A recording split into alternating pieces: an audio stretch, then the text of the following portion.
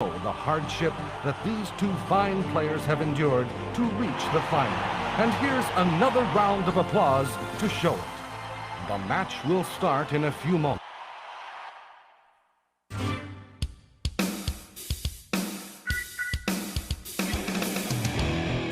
Hello guys, this is Kev, aka Carlos Moya. Thank you for joining us today on the Dreamcast Video Game Book Club stream. Now, we've got a new feature here at Restream, the platform we use this for, that I was very excitedly telling the next man I'm about to bring in. Here he is. It's Mike Phelan, aka Space Turnip. And I say, oh, Mike, they've got this new feature. You can load videos straight in. And I played him a little clip, hoping to then play that as the intro. And it's just played it straight from where me and Mike had left it. Hello, Mike. It would not be me and you if we were not already messing up 1 second into the stream. Yeah, good evening, Kev. Yeah, I mean, technical difficulties are a must-have for our streams. They are a must-have. Also a must-have, and a very warm welcome back. It is Brian.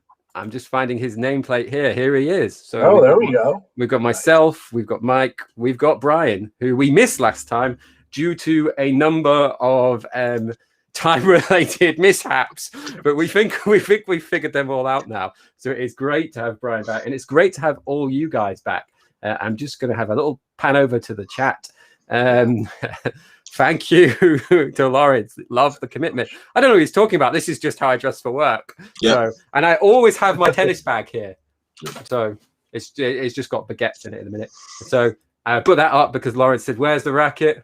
There they are.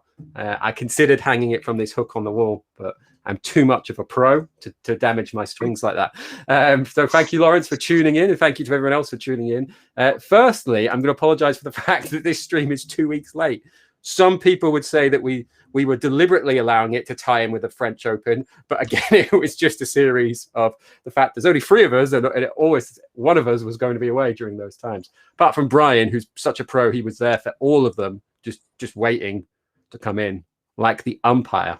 So last little hello boys from James. So, James. Another one of the team there. So great to see him.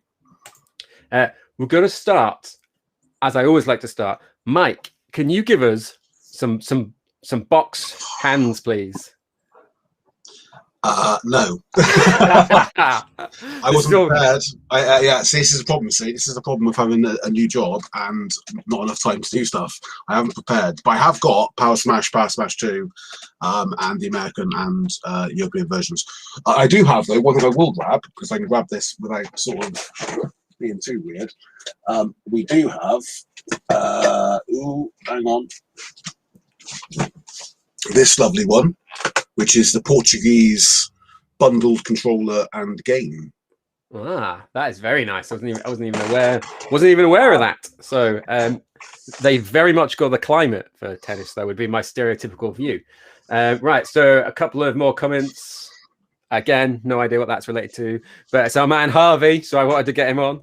The department store. So I get Kev, top work. And then this one, I'm just going to put this up. So Lewis, got my first game ago recently, the second one, which is there.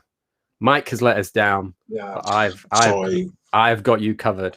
So Virtua Tennis. I'm going to start with Brian because we got him back. Brian, we always ask this question, but can you give us when was the first time you played this? Was it contemporary or was it more recent? Either game, by the way.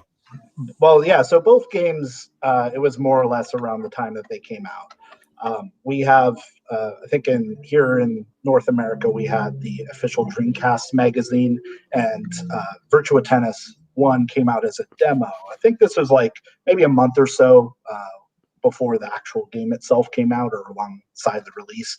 And I played that demo just over and over ad nauseum. And at a certain point, like when I got to the store to buy the game, I was just like, yeah, I'm buying it immediately. So yeah, so here's the box art for the original North American release. And yeah, I loved it. I played the hell out of it all summer. I think that, Dead or Alive 2, Perfect Dark, and Space Channel 5 were like my summer of 2000.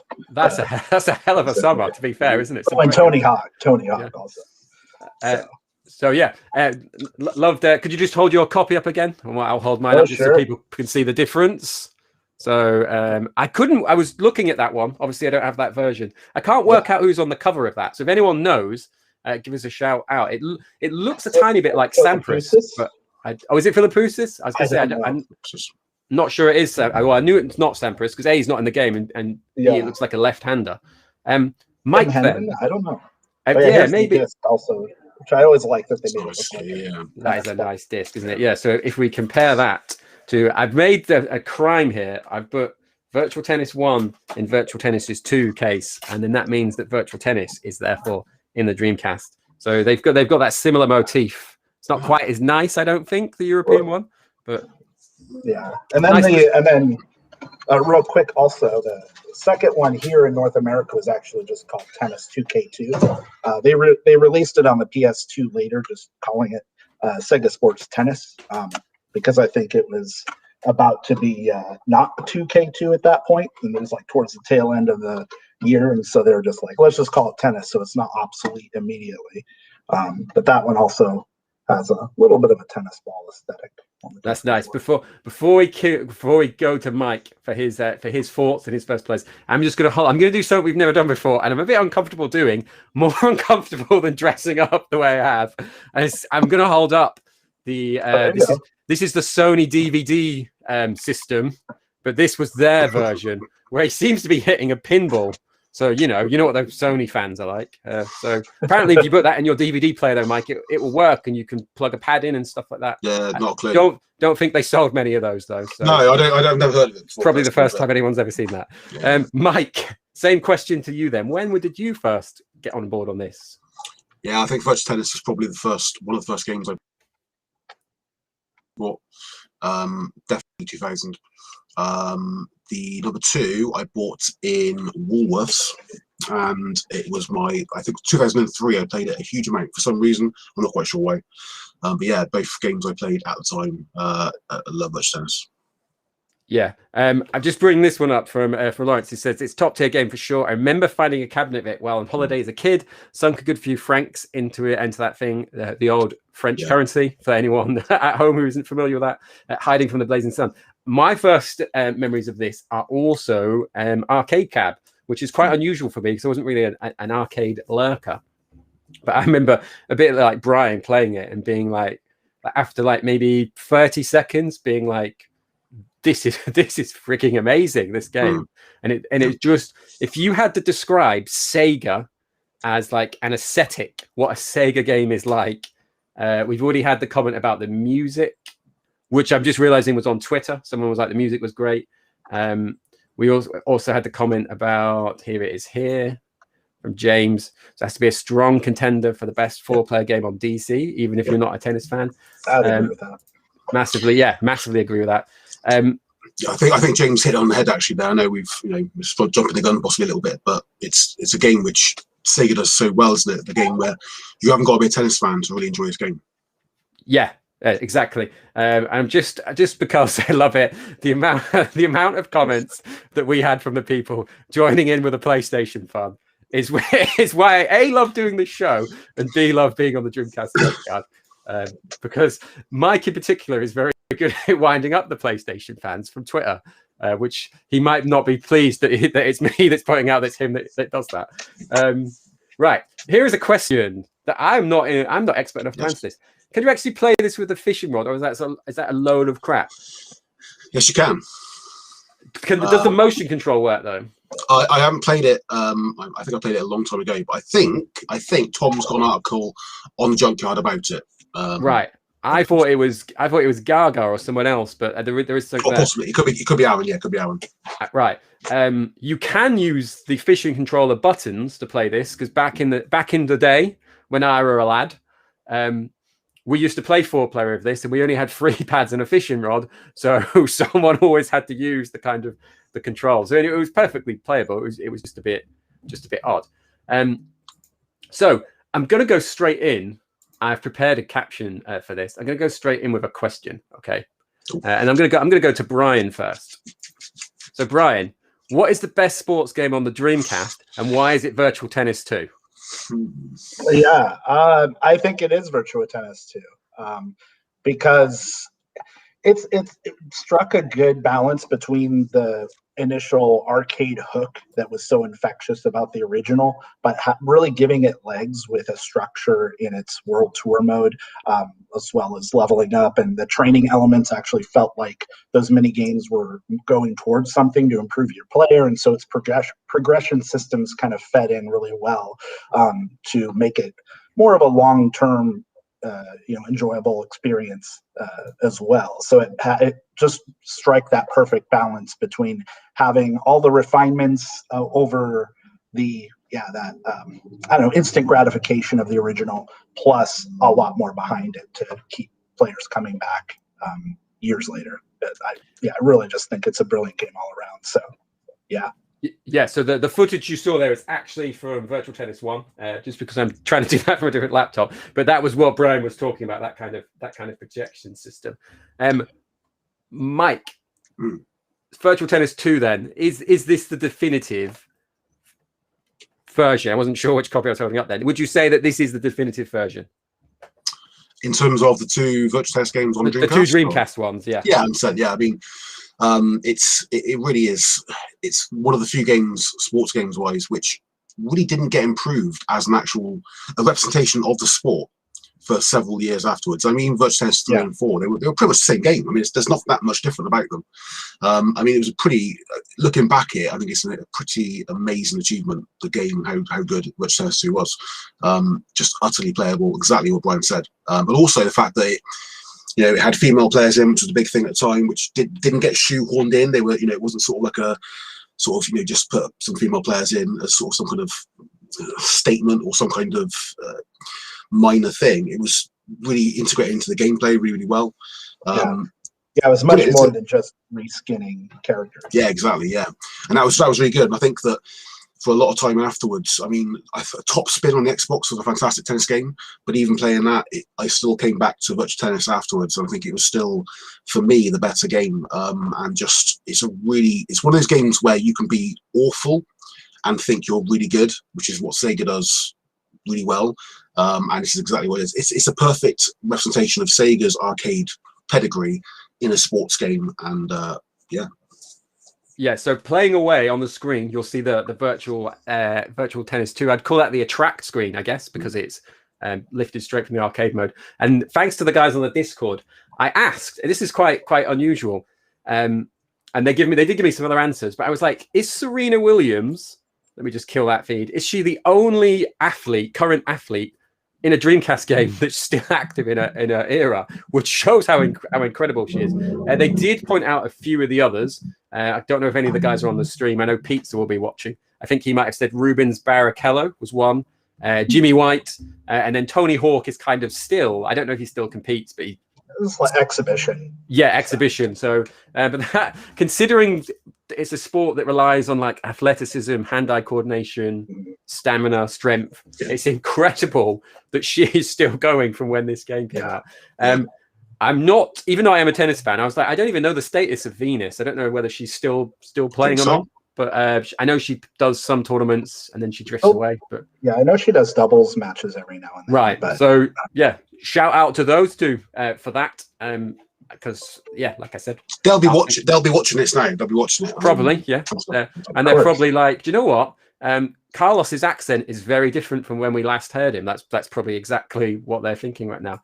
So Mike mentioned a couple of others. Let me find. Someone said, there it is. It was James. It was our man. So he said, I really enjoyed it in the day because I was obsessed with Smash Court Tennis on the PS1. It was only in the last decade I got addicted to Virtual Tennis 2. Mike mentioned Top Spin. And there's not really a huge... EA did a tennis game, but... not very good. It's one of the few, and I did think about writing an article on this. It's one of the few games I feel like from the Dreamcast that has never been improved on or never been beaten.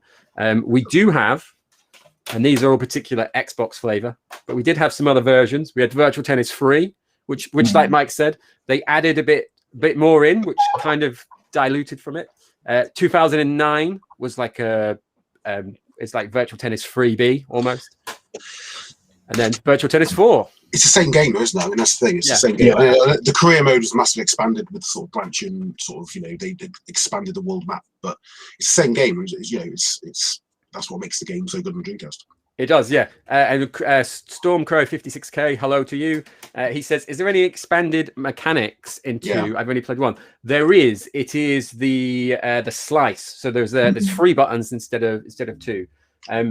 If you've never played, if you're sat at home now and you're thinking, you know what, I've never played one of these. I would, even though we're talking about 2, I would still recommend this, mainly for the reason." And I'm about to try and put it up on screen, but you can get this at least on UK prices for maybe £4 if you're patient. Yeah. But it's definitely worth playing that. But on that, you've literally got like forehand or backhand, like tennis shot, I would just call it, and then you've got drop shot, which is a lob, and then if you use the up or down button, you can kind of direct towards the back of the court or the front of the court. I typically find against the computer, trying to do like a drop shot near the net doesn't work against other players, other human players. If they're playing very aggressively at the back, it's a really effective tool, and so it kind of brings in some of that kind of chess match element of tennis. Getting my words mixed up there. Question. Let's go with Brian then. Did you have a favorite player on the first game? I did. This most recent one I think I played through is Mark Philippoussis, just because his name's awesome. That's it. Big serve is his. Yeah, power, he had the serving ability. I mean, I don't know. I don't really, honestly, don't have that much of a favorite. Jim Courier pissed me off though in the tournament. I hate him. He's the only one I hate actively, just because that was a very intense match, and I still have not let it go from 3 nights ago. So, was that a championship one? Yeah, it was like in the World Tour mode. It was like one of the last. It was like the Wimbledon, or was it Wimbledon or U.S. Open equivalent? It was one London, of those. I think they call it, don't they? London Open. Oh yeah, the England Open Cup. England Open, England Open. Yeah. And what about you, Mike? Before I make my next point. I mean, did anyone from the UK not play as Tim Henman? Sorry, apart from yourself. I mean, you're not dressed as colours, were you? Just how you look all the time. All the time, yeah, of course, yeah. Good point. Henman. I mean, I don't know why. I don't think I've actually ever played with tennis like being Tim Henman.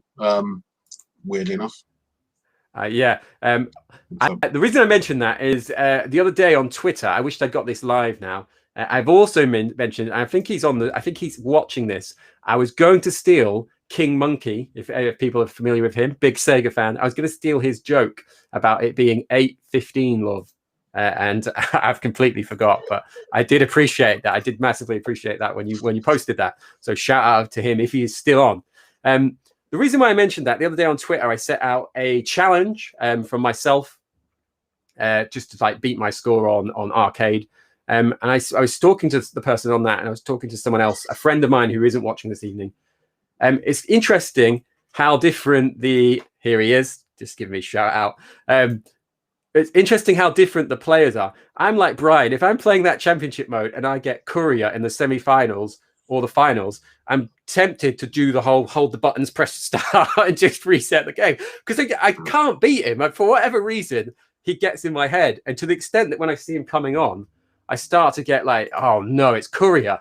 I do like the fact that on an arcade game, the graphics are great, as we talked about, and the animations are really good, but it's great that they've got in such a variety of those players do play to their strengths when you get on those harder difficulties. I will say in the first game, the faces are a little terrifying. As nice as everything else looks, it's kind of comical. Like Jim Courier just doesn't really look like the real life version. It looks just, I don't know. He looks like the baddies you shoot in Perfect Dark if you don't have it's memory expansion, doesn't it? Yeah. Exactly. I will concede that point, yeah. And Henman, he kind of looks okay. Right. But then he's got a very blind face to it normally. But there are some really tricky opponents on that. And is it I can never know how to pronounce it. The Russian guy, Kafelnikov.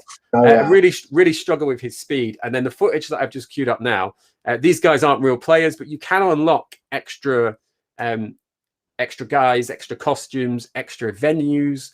to use in that arcade mode, which just it's quite a nice novel feature. I didn't play the arcade enough to know whether that was in there, but I just wanted to touch on that because if you compare Virtual Tennis and Virtual Striker arcade and home editions together, a lot more love has gone into Virtual Tennis and Virtual Tennis 2, I feel, because it is a home game. It's got the career mode that we've seen some shots of.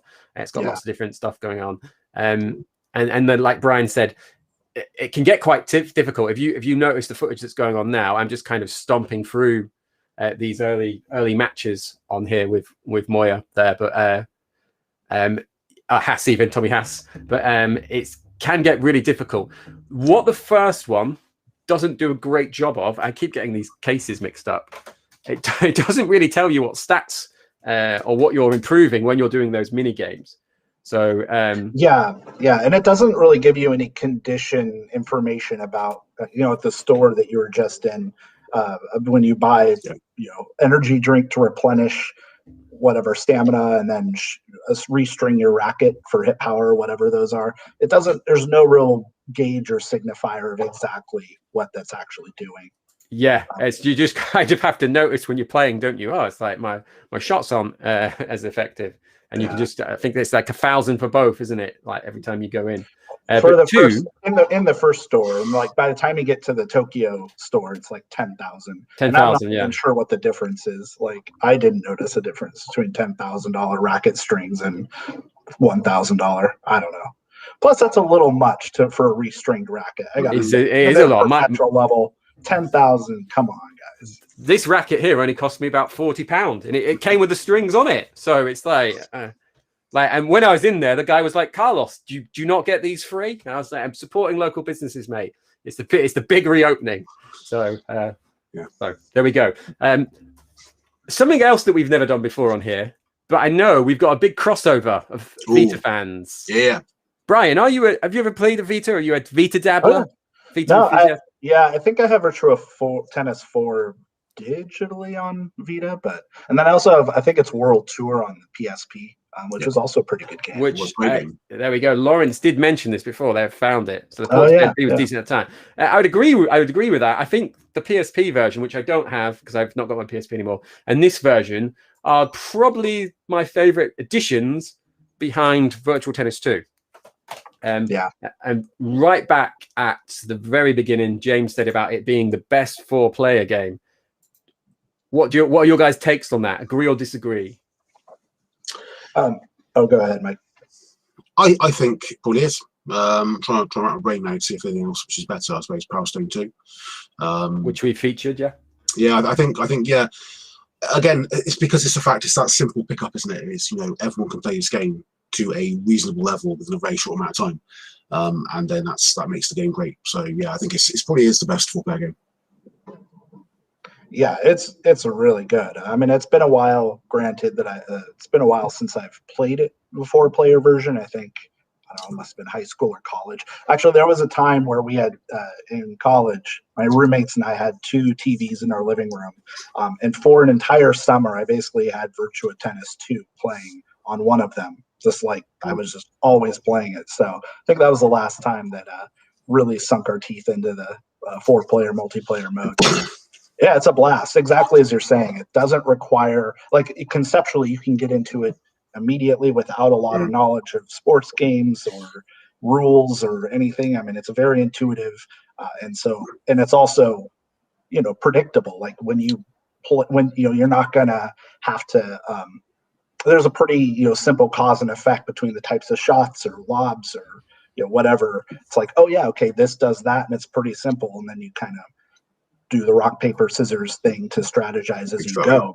But the initial set of things you can do is pretty straightforward. I think obviously I saw the message from Lewis a minute ago in terms of the fact Quake 3 Arena. I'm guessing in response to the best 4-player game. I think actually from the Quake 3 Arena is that the 4-player game, it's great, but you sort of have to. It does take away somewhat from the main game. So it's great to have split screen games, but it's not the best way, in my opinion, of experiencing the game. Multiplayer online is going to be the best way of experiencing Quake 3 Arena. Virtua Tennis 2 is great on a single screen. Single screen experience, it doesn't take anything away from anything at all. And that's why, in my opinion, it's a better 4-player game. So from Fear Anarchy here, we've got Power Stone 2 that we mentioned, and then Ooga Boogaloo. I've never actually played that. I do own a copy of that I bought off Tom. I've never got around to playing that. Ooga Booga, right? He's giving me. I was like, I'm sure it was Ooga Booga, but it says that on the screen, and I was trusting you more than I trust myself with these things. As Mike will tell you, I once famously got a game completely wrong on one of our points on one of our podcasts, even. Completely played the wrong game. I would maybe say Choo Choo Rocket, but I think that's a very personal emotive thing. I had some footage up before of the doubles matches, and back when we had this would have been Virtua Tennis 1 probably. We used to play that. The guys that I used to play it, we'd call it Dreamcast League. It was my friends from sixth form, and we would only play with certain people. And if your partner wasn't there when you were playing, you'd be like, well, I'm not playing with Jared because I don't normally play with. I only ever play with James. And so everyone was so locked in to the fact they were like, well, if I play with you, you always go to the front of the net. And it's like, we've got a system worked out. And I used to love how into that kind of roles and wanting to win. It's just a great game, a great series. I want to answer this question. Would you say that after you've played 2, there's no going back to 1? I'd start with myself. I'd say no. What about you, Brian? Yeah, I'd agree. Probably not. Virtua Tennis 1 is kind of a fun, self-contained experience in itself, and even its World Tour mode is a little different. It's abbreviated, doesn't have the leveling up mechanics, but that actually works to its benefit because you have kind of like your full character's potential right off the bat, and so that's a very different experience than one that you start. The custom character you create in the Virtua Tennis 2 and going through and leveling up their abilities through the training and upping the ranks. It's just a little bit of a different experience, and I think they're both very worthwhile. And just before we kick to Mike, this is why I would say not to sleep on one. I've literally just put them in. You could just go and buy a copy of this £5. I don't think there is a better game on the Dreamcast you would get for such a low amount of money, effectively. Mike, though, your thoughts? Yeah, 100%. I think it's a difficult one, isn't it? Because the first one is such a great game. Like you said about the arcade machine, when I went to play Blackpool, I think I played that arcade machine more than anything else. But it's still a decent game. You can still play it, but I think Virtua Tennis 2 has more depth to it, a lot more depth to it.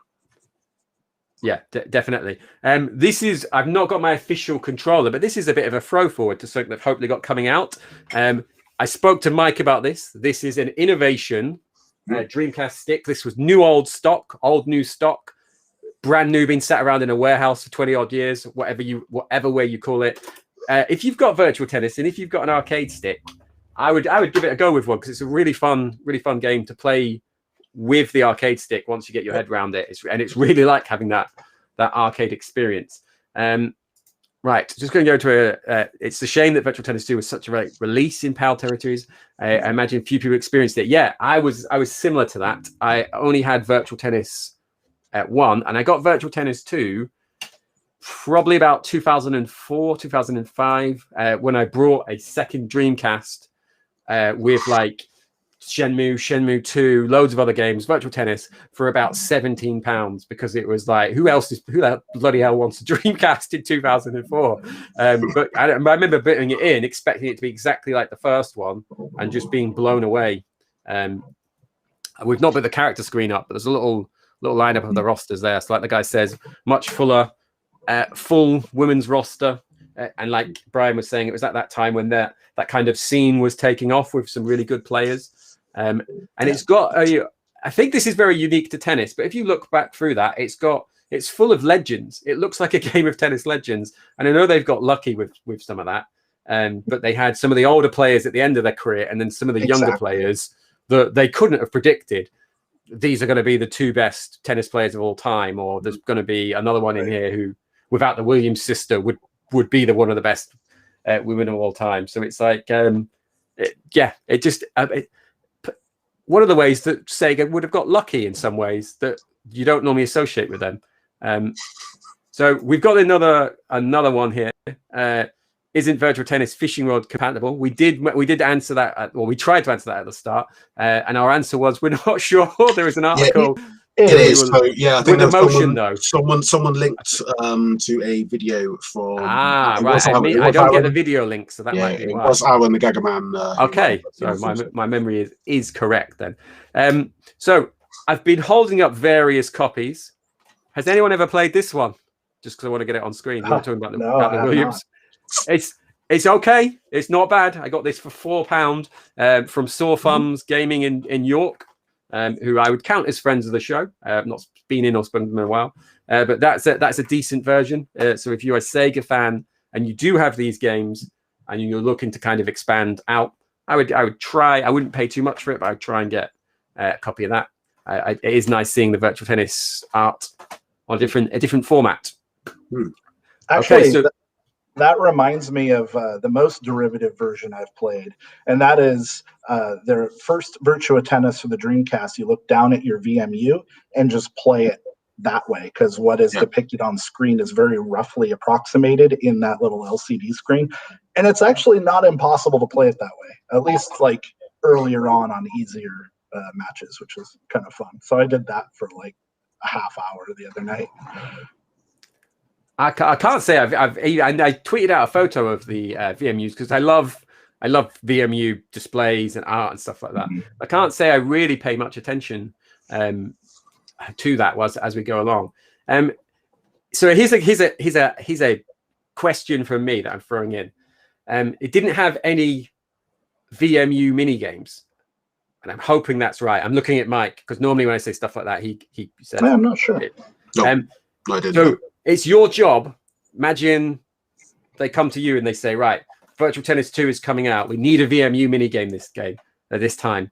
What would you put in it? Let's go with Mike first, because I like putting him on the spot. So what was the question, sorry? So you're designing. Yeah, he's stalling like a politician. You're designing a mini game for Virtual Tennis 2 to play with the VMU. Pong. Yeah, that's what I was going to say. You just take the entire game with Pong, don't you? Yeah, I mean, perfect game for it, isn't it? They wouldn't. It would be some kind of weird Pokemon type thing where you sort of have to raise a tennis player from some egg or something. But yeah, I mean, Pong would be the obvious one. What about you, Brian? If you had to pick a different answer. I don't know. I'm trying to think of ways to play off of the mini games that are already in the game. So you could almost do like devolved variations of like the serve targets or something by however long you hit the button. Maybe like a drop claw machine. It would you'd have to like hold the stick and the button to aim it to the part of the court that you want for different durations. I don't know. I'll have to think about that. Lawrence, maybe you could do a snake game where it's collecting the tennis balls.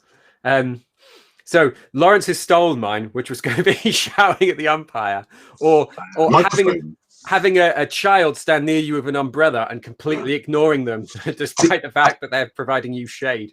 If they didn't done microphone compatibility and actually allowed you to show it for umpire, one of my favorite games of all time, regardless of being tennis or not, is Davis Cup World Tour Tennis on the Mega Drive. Yeah. And one of the great things in that is you can just argue with the referee. It does it in all sort of weird language, and it makes no difference at all. I think there's never a single shot ever overturned. But that'd be amazing if you could, I think. Another good one from Lawrence. So tennis keepy uppies. And then we had the other one from Lewis saying tennis player raising sim sounds incredible. And then they had that golf RPG on Turbo Graphics. I'm not familiar with that. I have just bought the Golf Doodah, though. I don't think it's on there though, is it? No. Yeah.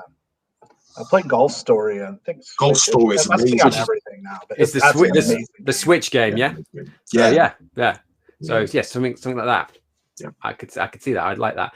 Okay, I had another question that I've now completely forgotten, which is obviously great. So I'm going to go to this point. WarioWare style minigame where you match a finger to lips to tell the audience to STFU. I'm not going to break down that acronym because it's early, at least where Brian is. Right. So my other question then was going to be, if you're watching at home and you're liking this, is there any reason you should check out this game here that I'm going, or I've disabled my camera, I'm back. This game here that I'm going to cut to rather than try and pronunciate in the A to Z guide? Mike, take it away. Which there's 2 other tennis games on Dreamcast. Oh, that one, no, awful. Just doesn't work properly. I mean, it's just not. It's not by the same guy as did Jet Coaster Dream, Coaster Works. Right. So it's a one-man team, as far as I'm aware, but it's not very good. And the other tennis game is Netto Tennis. Is that right? Netto Tennis, yeah. Netto so tennis. It's an online Capcom tennis game, which is better. It plays quite well, but now it's still not online compatible, as far as I'm aware. And it's not great in the single player. So Lewis is telling me to zoom in. I don't know. I was trying to zoom in, and it was zooming in on my browser, but not on the feed. So it is called Boko no Tennis Jinsei, would be the Yorkshire English way of pronouncing how it is written down. I don't know if that is how Martin would pronounce it if he was here, but he is not here, so it is his fault that I have butchered that. I apologize to anyone watching who is just like, what is wrong with this guy? Spaniards, it's not very compatible with Japanese. So yeah. So I was like, what is this comment about? Teasing us with a guy who's just curled it in my hands. And then here's another one. This is a good point. I didn't even mention this. Mario Tennis on GBA. It was a cool tennis game. So we missed that when we were talking about other tennis games. Now, I've just realized I forgot to get my copy of this out. There is another game based on the Virtual Tennis engine. Can either of you two tell me what it is? Another game on the Dreamcast? Not on the Dreamcast. No, I should have specified that. Volleyball game? It's not a volleyball game. It is a tennis game. Is it Sumo Digital's Sega Superstars Tennis? It is Sega Superstars Tennis. Yeah, so that is of course based on this. Have either of you played that? One of my favorite games. Yeah. So it's good. I've probably told Mike this before, but I used to work opposite Sumo Digital. Didn't even know they were a games company at the time. Didn't even know they'd made one of my favorite games, which was Outrun on the Xbox. And one day they hired a projector off us because I worked for a hire company. And I took it in, and they were working on that game when did it come out? Like 2007, 2008? Yeah. And there'd been zero press release about it. And they all just had monitors on. And no one was like, oh, this bro's just walking through here with his projector and his tie on. Yeah. Maybe we shouldn't be playing that or like working on this. And I was just like, oh, you're a video games company. I didn't realize that. And the guy was like, oh, yeah. And then he was like, I see you out of the sandwich van, don't I? I was like, yeah. So I was just chatting to him. I was like, oh, is this Sonic? And they were like, yeah, we're just making a Sonic tennis game. This was like 2 years before it came out. And I was no like Twitter. I was on Facebook, but I wouldn't think about going on there and like blabbing about this game. Yeah. I was just like, oh, that's cool. I might check that out. That game was one of the reasons I got back in Dreamcast, because I think it made me realise after a few years away how much I loved Sega. Just an unbelievably sort of love letter to Sega. It wasn't, there was some flaws in it, but I played that game so much until Sega All Stars Racing came out, which is another game, which also made by Sumo Digital, another one of my favourites. Yeah, again, we've mentioned that on numerous shows. Myself and Mike are big fans of that. Yeah, so I just wanted to get that in. So we're reaching the 40-minute stage of the show. Just going to highlight that the Game Boy game was sweet. Like we had that up there. It is there. Game Boy Advance even.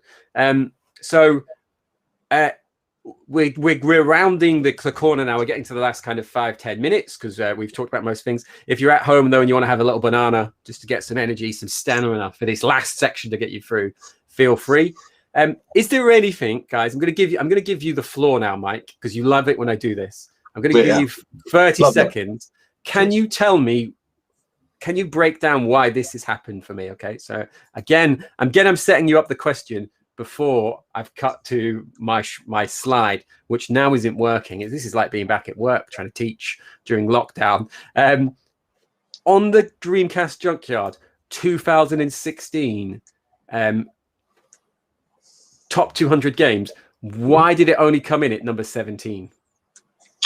17's pretty high.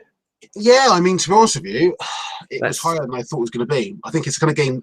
The problem with Virtua Tennis is that when you talk about anyone's top 5, top 10 games, very few people will mention Virtua Tennis because they'll always go for things like Crazy Taxi, Soul Calibur, The Shooters, Quake 3, things like that, before they even think about Virtua Tennis. But then actually, when you tell them all about Virtua Tennis, they all go, "Oh yeah, that's my favorite game."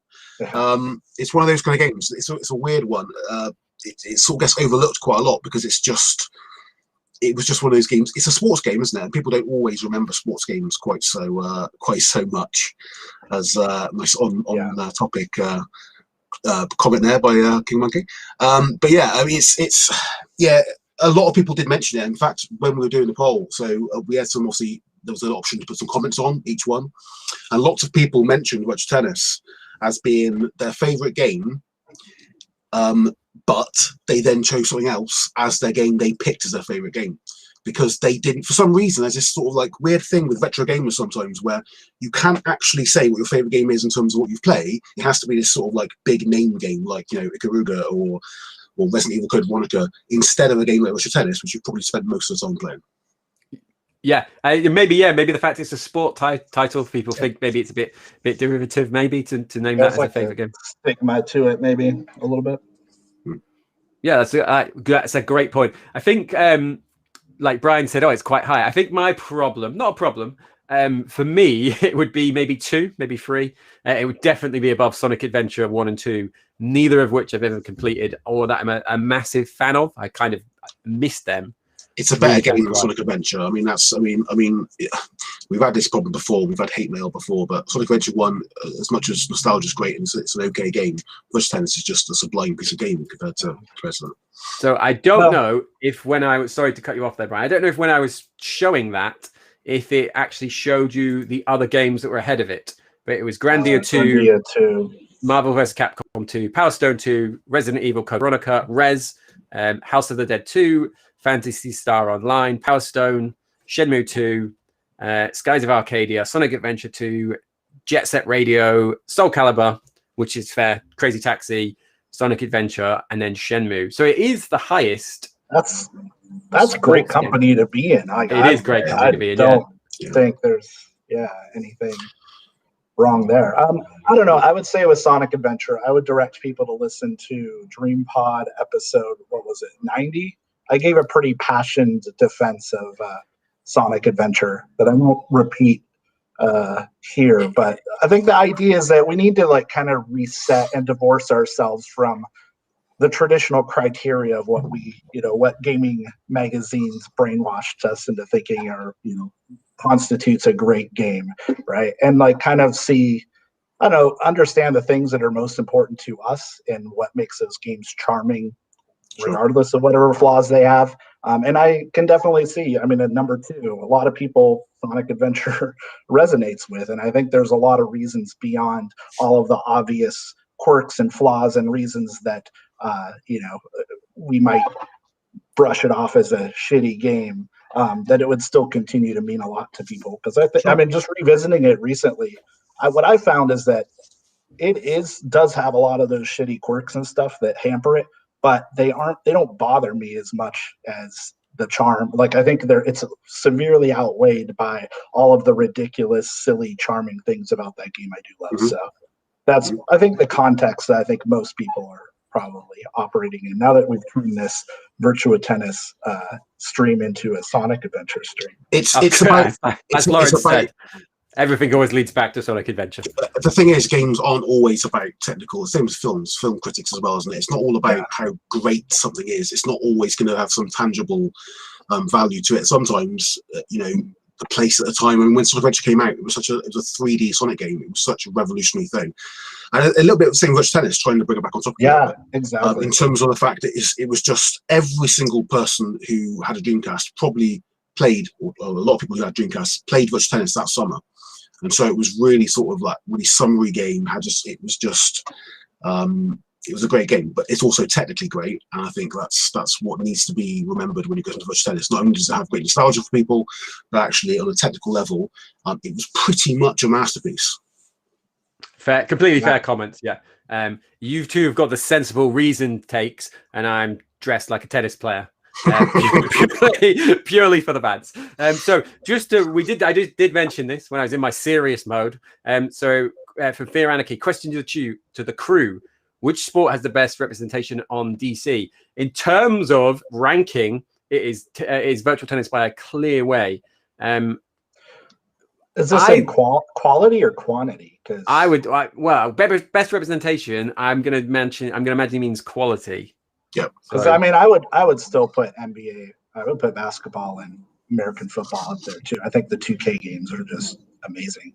And I'm glad we've got you on for that reason, Brian. Because at least with us, I feel like sometimes, even though we like the NBA, the NFL games, we kind of, at least for me and a few of the others, we missed them at the time.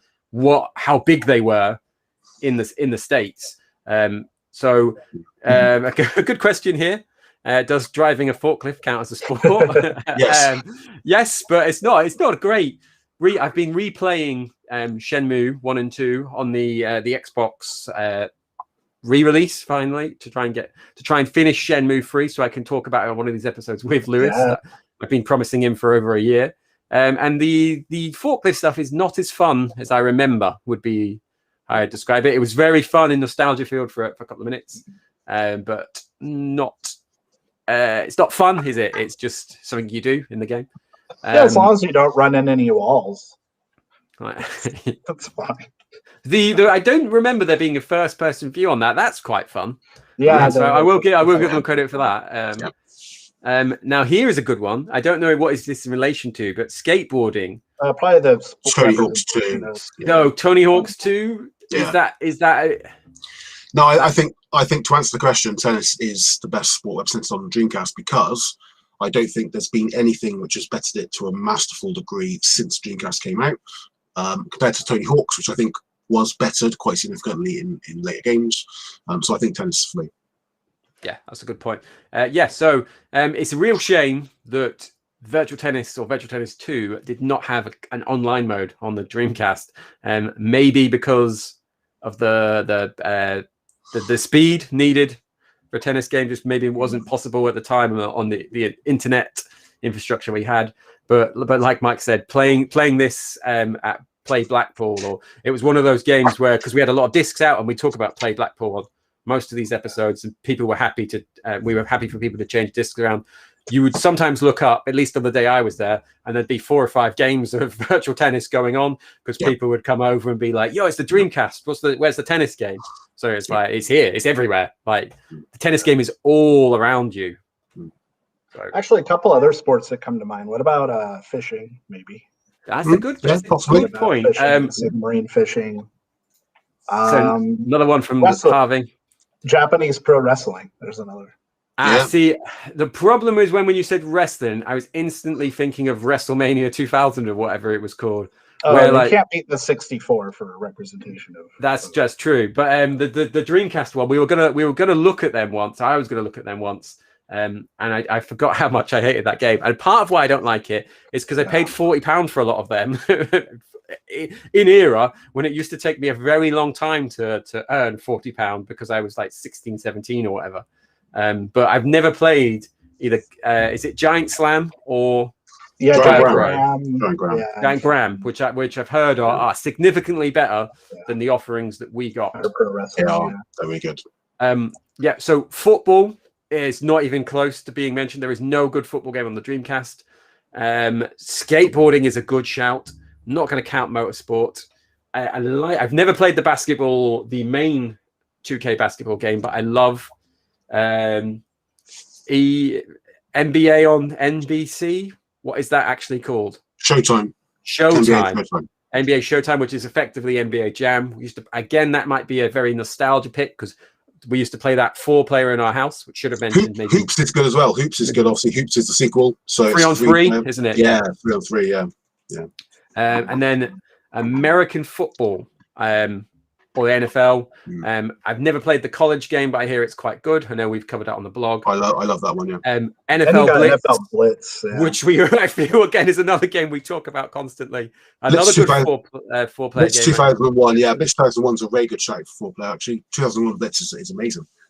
Yep, and then 2K football, like I said, with the American audiences, or if we ever did any American polls or anything with an American slant on the Facebook group in particular, that was clear. That game was huge to so many North American Dreamcast adopters.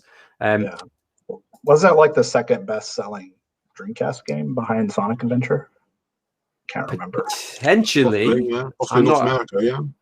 The sports pack, I imagine that came packed in with it, the black console? That's 2K1 and 2K2, or was that 2K, the first 2Ks? Yeah, I don't remember. 2K1. Yeah.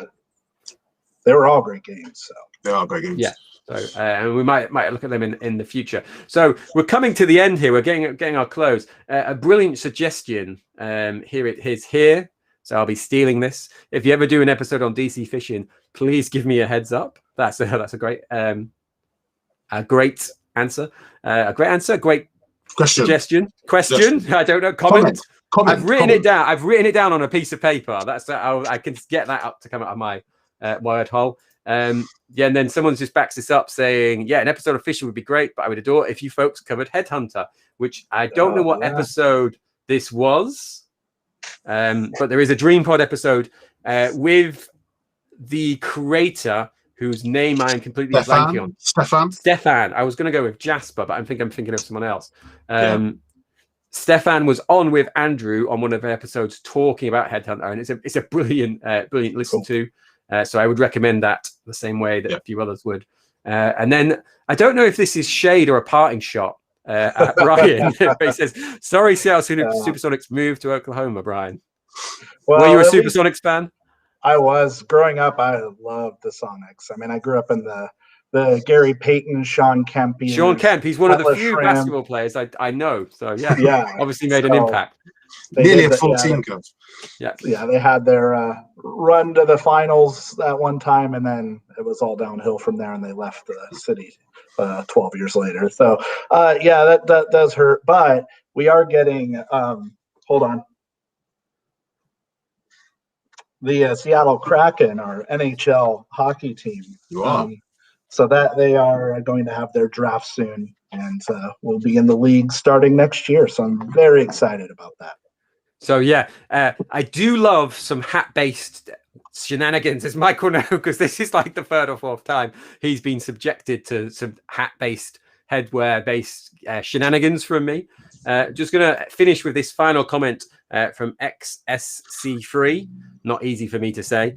Tennis 2K is a great game. Not a tennis fan. I'm not going to finish with that comment because this one is in here.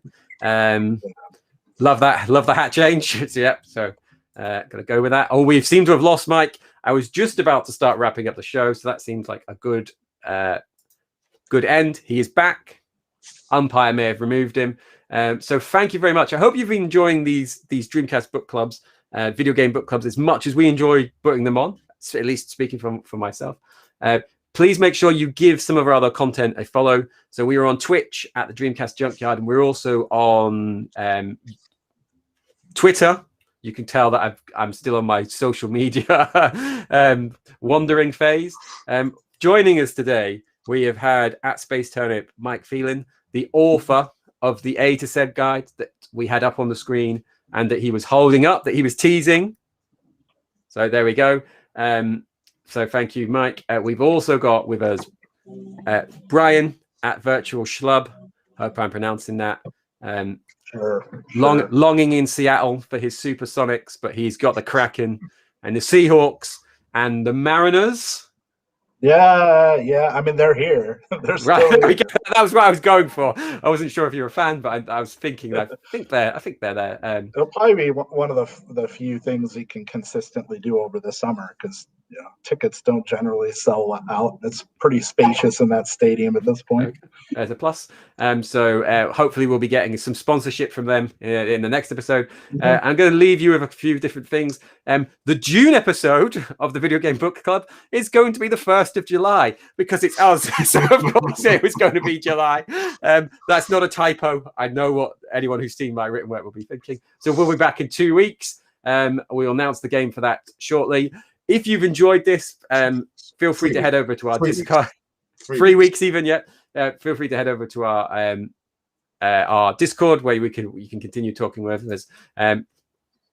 Feel free to share your thoughts or on the hashtag that I'm trying to get going, DCBC Dreamcast. So this was the Virtua Tennis series, and of course, I am Carlos Moya. So thank